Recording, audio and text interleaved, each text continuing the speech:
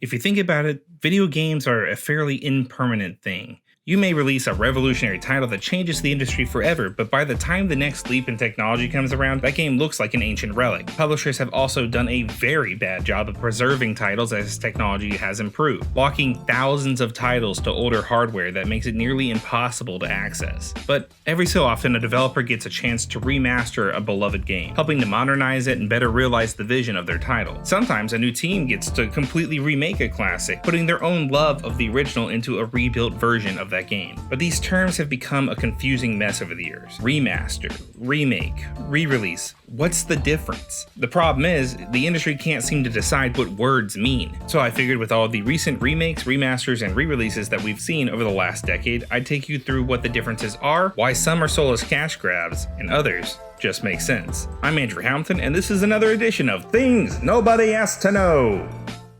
We'll start with the most common of the bunch, the sparkly 4K paint-covered remaster. These are sometimes under sneaky names like Definitive Edition or Special Edition, but all are just remasters. Typically, the idea is to take an older title like Halo, update the visuals, controls, and improve the frame rate to deliver a better version of the original. Sometimes that simple act of jumping to HD or even 4K is enough to make an older title feel brand new. A great example of this is the Uncharted Nathan Drake collection on the PS4. The original games are excellent, some of my favorites, but they are antiquated by modern standards. The cover system was broken, you'd oftentimes be shooting at nothing, the mantling mechanics weren't great, the hand-to-hand combat stuff wasn't excellent, and I fell 100 times to annoying issues with movements, causing a lot of irritating climbing deaths. Bluepoint then took all of that and refreshed it, opening up a Pandora's box of possibilities for the combat encounters. Now the smooth gunplay makes Uncharted 2's remaster one of the very best third-person action games of all time. On the other end of that scale is the Master Chief Collection, a remaster of the original set of game. The updated visuals ended up destroying a lot of the visual clarity the original games had. The cutscenes were impressive, but it was plagued with bugs and glaring technical oversights. I mean, look at this mess. It may be shinier, but it is not better. The industry loves to remaster titles, and up until the last few years, they've mostly been focusing on remastering things we already had access to, especially at the end of a console's life, meaning that we'd oftentimes see things that we just saw come out remastered again. Luckily,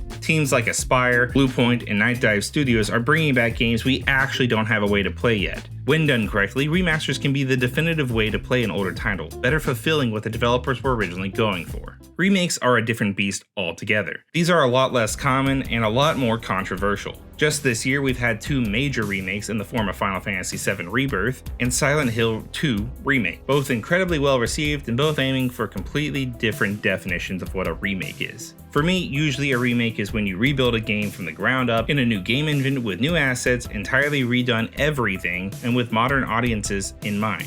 From there, it gets a little branchy, difficult to discern. You see, Silent Hill 2 Remake is a nearly one-to-one copy of the original game, but made in a new engine with altered combat mechanics and some new cinematic camera angles. So a remake is just supposed to recreate the original game, right?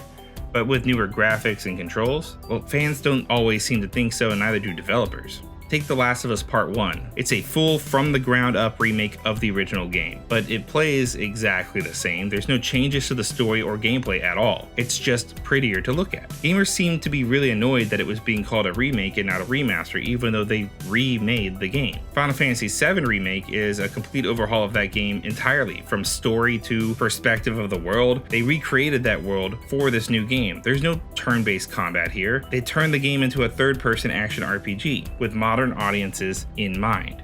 So what counts and what doesn't? Truth is, regardless of what gamers, and I'll even say this, regardless of what publishers think, remakes are any older title being recreated from the ground up with modern technology to bring in current players to experience that game. Whether that's the exact same game we played back in the day or not, doesn't really matter.